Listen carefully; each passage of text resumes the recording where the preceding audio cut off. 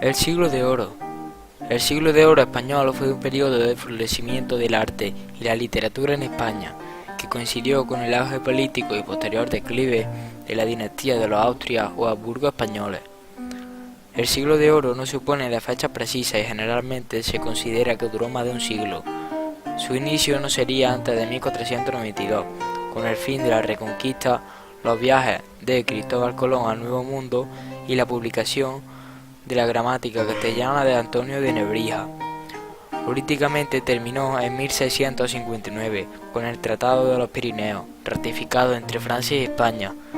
El último gran escritor, Pedro Calderón de la Barca, falleció en 1681.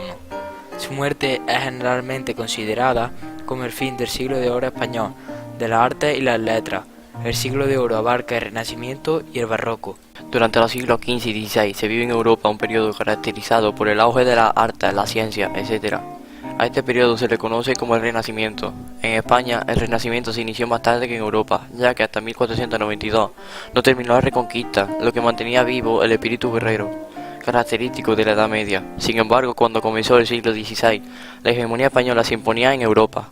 Esto fue debido fundamentalmente a dos razones.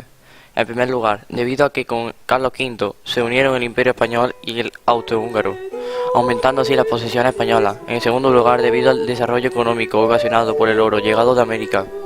Estas ventajas tenían sus inconvenientes, pues el rey tuvo que sofocar algunas rebeliones, y por otro lado las riquezas que se llegaban se utilizaban para combatir el protestantismo. Esta situación fue poco a poco encerrando a España a sí misma, para evitar la influencia de la reforma de Lutero. La mentalidad renacentista. El Renacimiento supuso el fin de la Edad Media, pero este no solo se debió a determinados acontecimientos históricos, sino al cambio de mentalidad entre los intelectuales. Las principales características de esta mentalidad son la curiosidad por la naturaleza y por el ser humano, que se satisface a través de la razón. El ser humano busca su felicidad gozando de los placeres que le ofrecen sus sentidos, sus sentimientos y su inteligencia, sin esperar a la otra vida, como se hacía en la Edad Media. También son fuentes de goce la cultura y la ciencia. El hombre renacentista siente una profunda admiración por el mundo clásico, y esto se manifiesta en el arte y la literatura.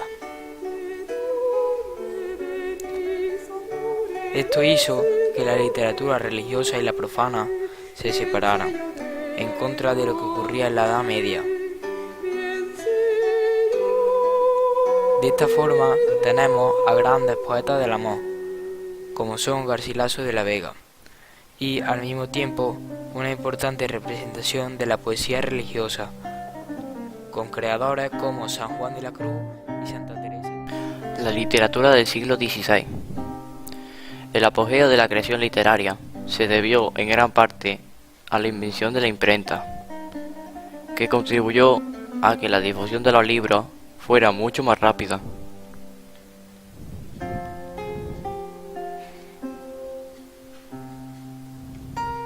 La fortaleza de la literatura se advierte, sobre todo en la narrativa, con el auge de la novela y el nacimiento de sus géneros, de gran éxito, como la picaresca.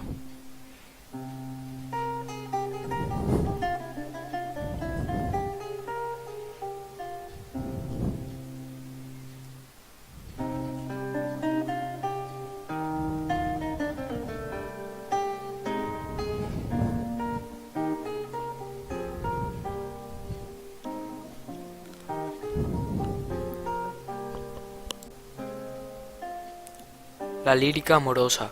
Garcilaso de la Vega. Garcilaso de la Vega fue un toledano, maestro a la hora de expresar sus sentimientos amorosos, que se manifiestan al describir la belleza de su amada o al transmitir su melancolía por la muerte de ésta.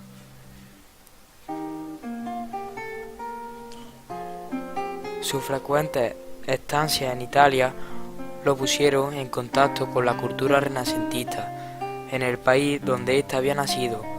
A él se le debe la ruptura formal y temática con la Edad Media, ya que introdujo en la poesía española la ideología renacentista y empleó las estrofas y los versos que triunfaban en Italia, entre ellos el endecasílabo y su combinación con el hectasílabo.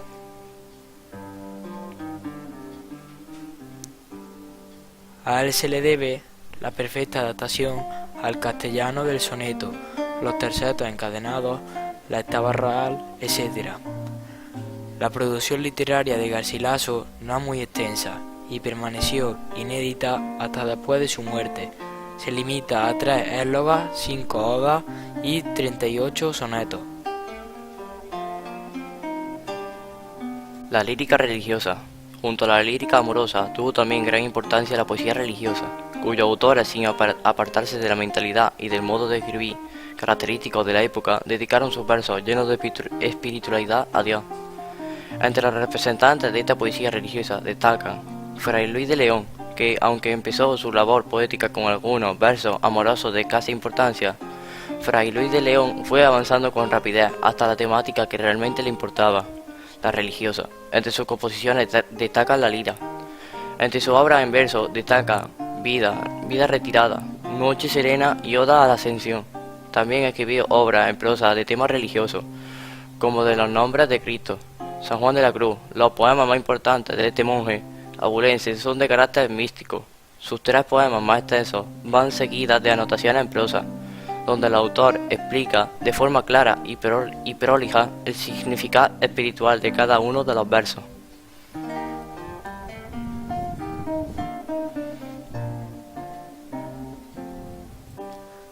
España en el barroco. Durante el siglo XVII la decadencia española fue ya un hecho. Los viajes a América continuaban, pero el oro del que venían cargados los barcos comenzó a escasear. Por otra parte, España estaba en manos de reyes incompetentes que delegaban a sus validos.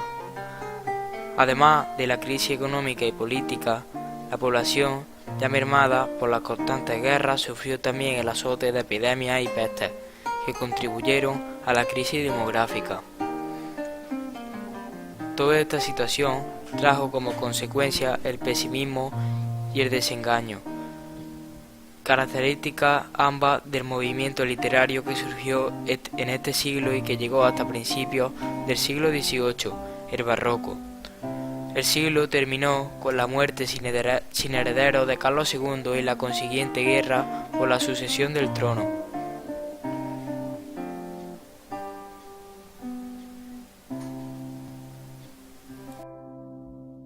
Características del barroco. Es lógico pensar que la mentalidad de una época y los sentimientos que imperan se plasmen en la obra literaria. Esto ocurrió también en el siglo XVII, influyendo de forma evidente en el estilo barroco, cuyas características más destacadas son las siguientes: complejidad, dificultad, contrastes, exageración, recursos estilísticos y, por último, alusiones mitológicas.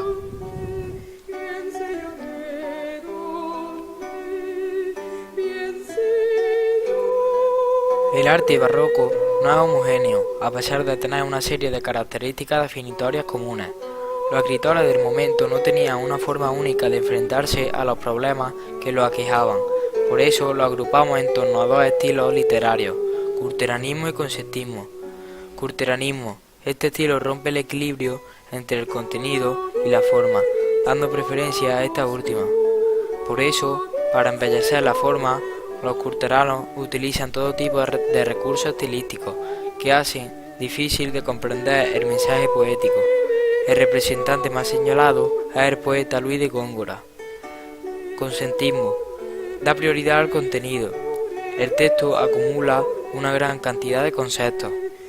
Las figuras estilísticas que predominan son los dobles sentidos y los juegos de palabras, que hacen que el mensaje sea también difícil de comprender, o pretenden decir mucho en pocas palabras.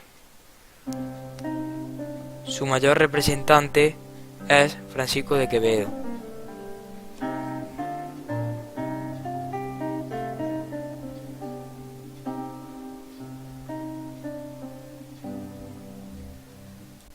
La lírica barroca. Los poetas del barroco encontraron en la lírica una vía para expresar los sentimientos del pesimismo y desengaño, que eran comunes en aquella época. Aunque no siempre, utilizaban las mismas formas poéticas. Algunas veces usaban las formas cultas, mientras que otras usaban las formas populares, que se implantaron en la tradición literaria medieval.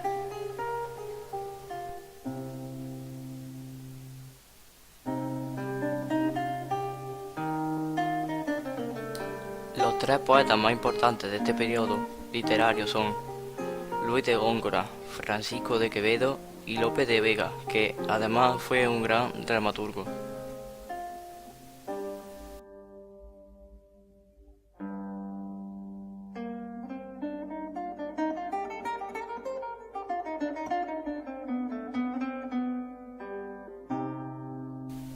Luis de Góngora, 1561-1627.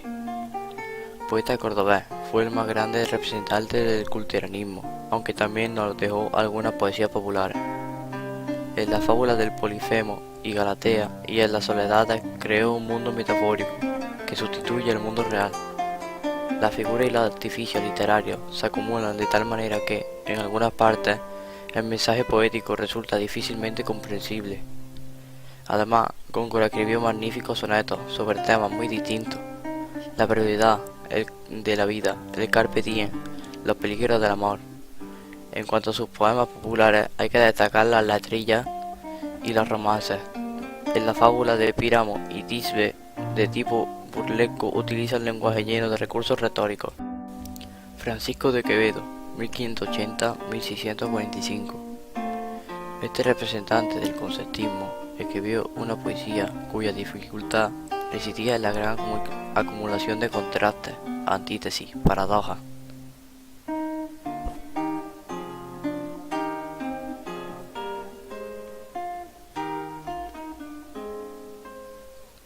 Sus mejores poesías son los sonetos amorosos. Sin embargo, no fue solo el poeta del amor, sino que también escribió poemas filosóficos, en los que reflexiona sobre la brevedad de la vida, sobre temas morales y religiosos, y magníficos poemas satíricos.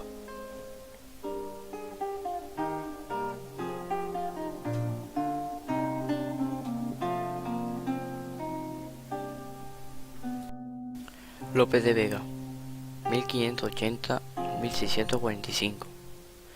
Otro de los autores fundamentales del siglo XVII fue Félix Lope de Vega y Carpio.